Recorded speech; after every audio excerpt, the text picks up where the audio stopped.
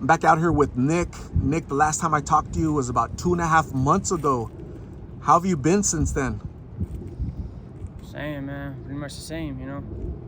Not much has changed. Except for playing my weight. You lost a little bit of weight. You look a little lighter. Yeah. The first time I met you, you're a little thicker. Yeah. So you've probably lost about at least 10, 15 pounds, right? What do you think? Something like that. Hopefully not that much, but something like that, yeah. Have you talked to your mom, your sister, your family? The last time I called my mom was the day that I got out of jail, which was like a couple weeks ago. I called her when I was in jail. And I wanted to go to detox straight from jail. I asked them about it. They said that I would have to go out and figure it out myself. I didn't want it to be like that because I know as soon as I get back out here, it's going to be the same cycle again. And unfortunately, that's what happened, you know. So, back at it again, you know, trying to figure it out. When you talked to your mom, was there a conversation of like, hey, son, come back over here, come back to North Carolina, we'll help you out over here? That's the conversation every time, you know. I tell her I want to. Of course I want to, but it never works out. Why do you think it doesn't work out? Are you lacking transportation? Like, what's happening? I could go right now. I could go right now if I want to. It's just like I can't. When I want to go, I don't. I end up something else to happen. I end up getting in.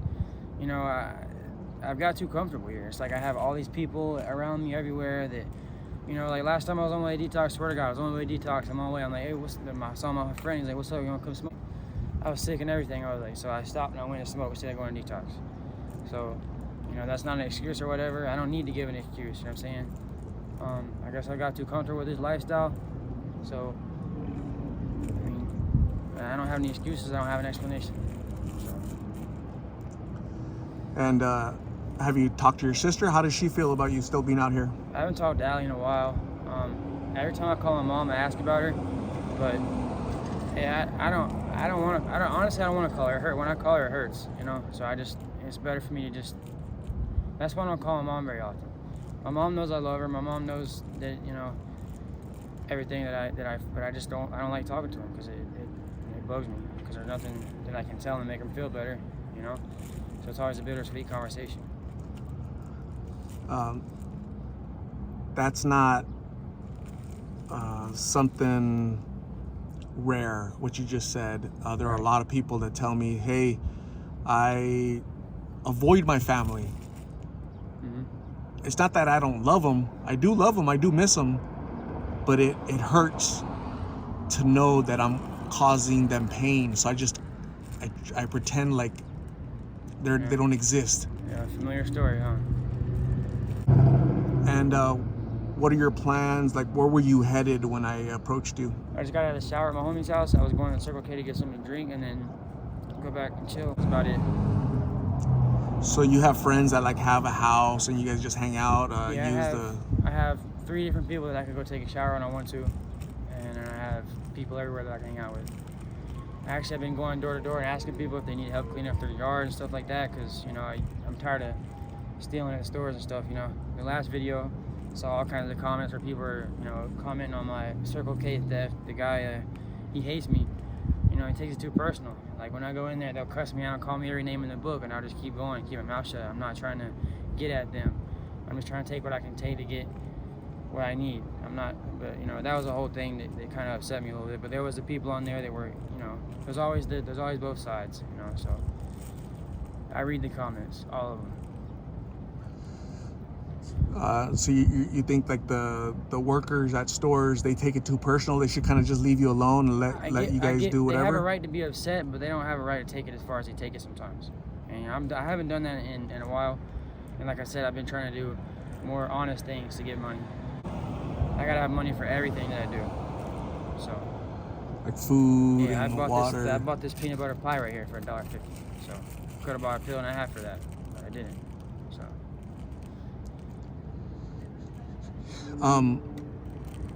I remember a while ago in one of our conversations, you mentioned you were gonna leave when it got hot.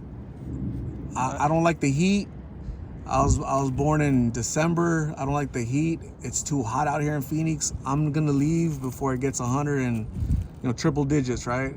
Well, you see, that's another thing. I'm used to the heat now. It doesn't bother me as much anymore. Like, I can walk through 100 degrees. It doesn't bother me that much anymore. I can just deal with it. That's me getting Carla right there. You're comfortable? Yeah, uncomfortably comfortable. Comfortably numb. And how does that how's that gonna feel? affect you think? How is it gonna affect me? Yeah. It's affecting me already. I know how it's affecting me, but I'm just mobbing along, man. I don't know. I don't want to. I don't know what I want to do. I know that I'm chilling. I don't feel like making any big decisions, because if I go back home, I don't even know. It's just gonna be the same thing when I go back home. Okay, now I gotta go find detox and everything else. You know, I feel like if I can get everything together here and get clean here, this state is there's a lot more opportunities here. There's a lot more, you know, everything. If I could just get out of this area, I got unlucky they put me in Phoenix. If I get out of Phoenix and get a better area and get clean, I got a better option. What's up, Miguel? Lord. What's up? Type shit. So if I can, you know, at the end of the day, I'm out here. And the state of North Carolina, I always think to myself, like, man, what were they thinking? You know, they're trying to help you. That's all But they were. That's all they were doing, trying to help me. They didn't know this was gonna happen. And my mom told me when I called her in jail, they're not sending the children out here anymore. I was like, wow, it's kind of crazy.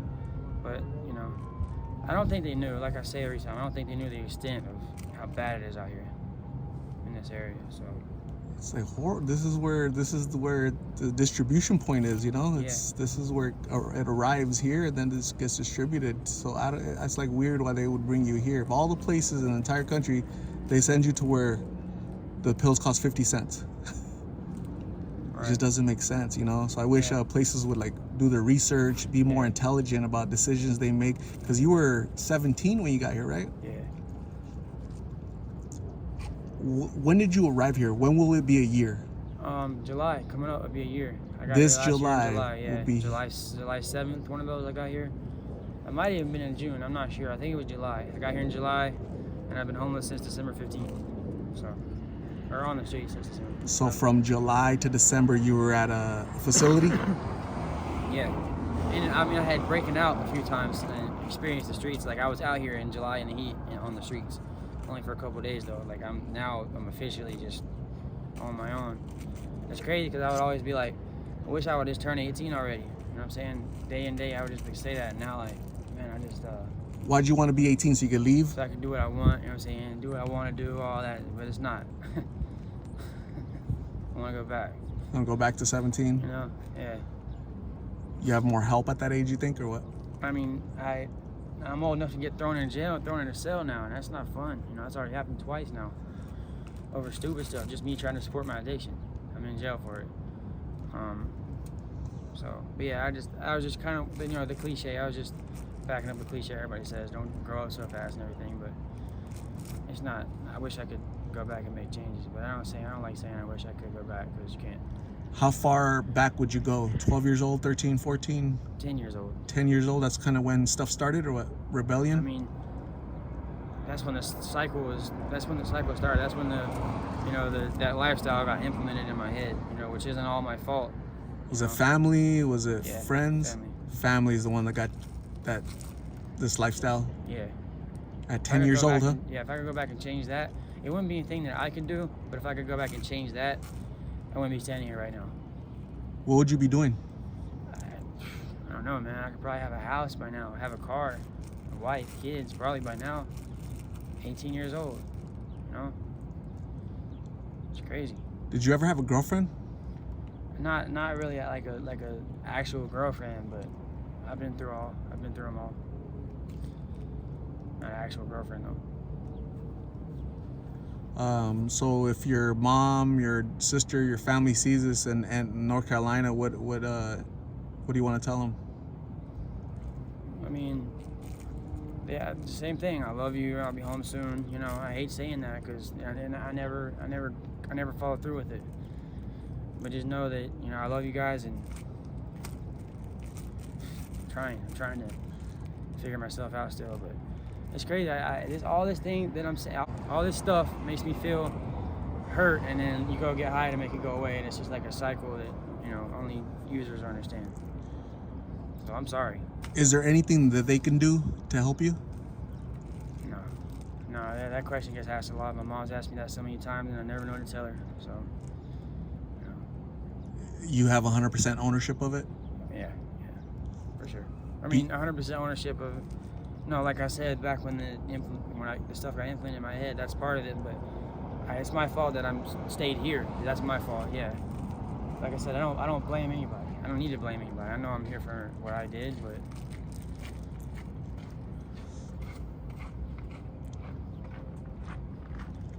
And Nick, my last question to you is, would you ever go home just to visit and come back? Just to go see them?